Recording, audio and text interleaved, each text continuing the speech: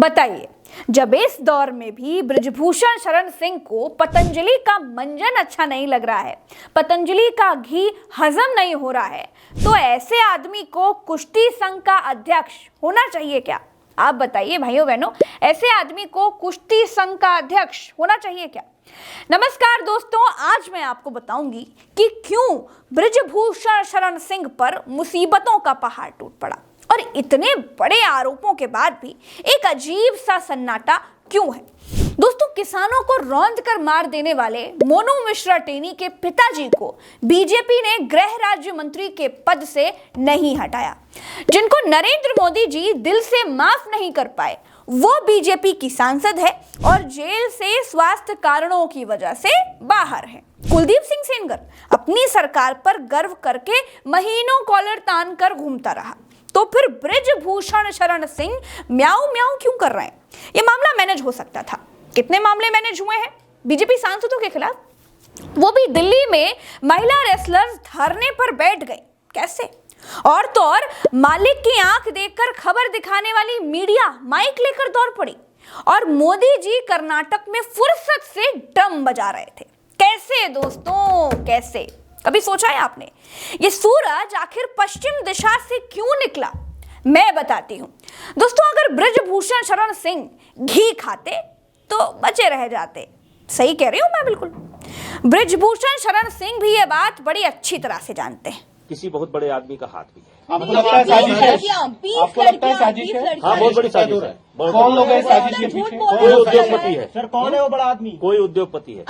वो उद्योगपति कौन है जिनका नाम बृजभूषण शरण सिंह लेना चाहते थे लेकिन ले नहीं पाए?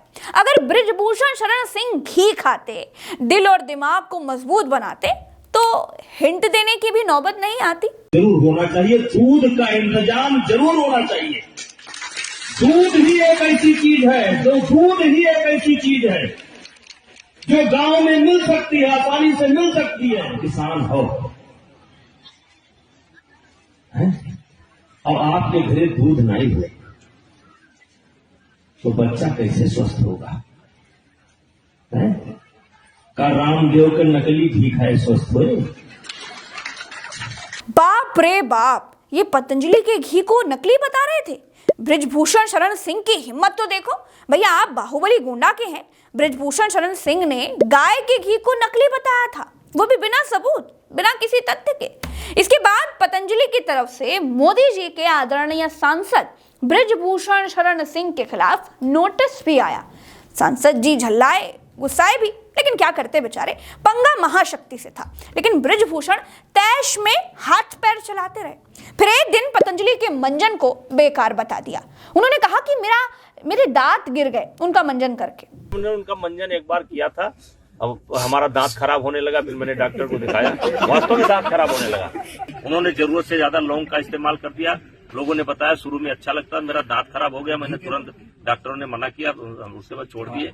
इस पूरे पंगे के बाद फिर से बृजभूषण शरण सिंह को पतंजलि की तरफ से नोटिस आया, यानी नोटिस की संख्या हो गई 2। इसी बीच बृजभूषण शरण सिंह ने कहा, मुझे इस देश की अदालत पर भरोसा है, संविधान पर भरोसा है, इसीलिए बाबा रामदेव या उनके चेले दुनिया को धमकावे पर हमको ना धमकावे। हम देश हित में, समाज हित में कुछ भी कर सकते हैं। हम यहाँ पर जो बैठे हैं एक सामान्य परिवार में पैदा हुए और 7 बार से गोंडा की जनता, बलरामपुर की जनता, कैसरगंज की जनता जो मुझे बना रही है सांसद और विधायक, मैं रामदेव की कृपा से नहीं बन रहा हूँ। तो दोस्तों, बृजभूषण शरण सिंह की टशनबाजी इधर चल रही थी। भैया, आप किसी कंपनी का नाम ऐसे ही थोड़ी बदनाम कर सकते हैं। न जाने कितने सांसद, विधायक बाबा जी के शरण में रहते हैं। इनका तो नाम ही बृजभूषण शरण था, तो इनको तो स्वतः ही पार्टीगत और वैचारिक कारणों से भी शरण में होना चाहिए था। लेकिन बृजभूषण शरण सिंह शरण में नहीं गए, ऊपर से लेक्चर दे डाला कि बाबा ने पतंजलि का नाम गलत इस्तेमाल किया है। तो बात यहाँ पर निकल करके आती है कि इनके नाम का सदुपयोग कौन कर रहा है, दुरुपयोग कौन कर रहा है। हम उनको यही कह रहे हैं, भगवान उनको सद्बुद्धि दे कि इस नाम का जो है मतलब उपयोग करना बंद करें। बृजभूषण शरण सिंह अपनी टशनबाजी में थे। उनको लगता था कि वो बीजेपी के सांसद हैं, उनका कोई क्या ही बिगाड़ सकता है। लेकिन शतरंज की मोहरें इस बार सामने वाले की ताकत को आंक नहीं पाए।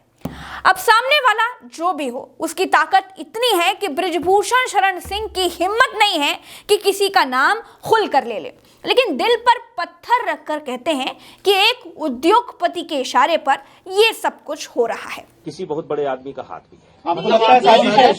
आपको लगता है साजिश है? हाँ, बहुत बड़ी साजिश है। कौन लोग हैं साजिश के पीछे? कोई उद्योगपति है सर, कौन है वो बड़ा आदमी? कोई उद्योगपति है। तो भैया वो उद्योगपति कौन है जिसकी धमकी के आगे बीजेपी अपने सांसद को बचा नहीं पा रही है? आप लोग भी सोचिए। और दूसरा एंगल ये भी है कि अगर कुश्ती खिलाड़ियों के आरोप सही हैं तो बृजभूषण जी आपको पद से ही नहीं अपने जमीर से भी इस्तीफा दे देना चाहिए। दोस्तों, अंत में यही कहूंगी कि किसी के भी इशारे पर हो रहा हो, घड़ा अगर पाप का है तो फूटता जरूर है। ऊपर वाला किसी ना किसी को तो माध्यम बनाता ही है। इस वीडियो में इतना ही। चलते हैं। राम राम, दुआ सलाम, जय हिंद। अगर आप प्रज्ञा मिश्रा की सच्ची पत्रकारिता के लिए कुछ करना चाहते हैं और कर नहीं पा रहे हैं तो चैनल को ज्वाइन कर लीजिए, सहयोग कीजिए, सब्सक्राइब भी कीजिए। फेसबुक पर देख रहे हैं तो तत्काल फॉलो वाला बटन दबा डालिए। चलते हैं। राम राम, दुआ सलाम, जय हिंद।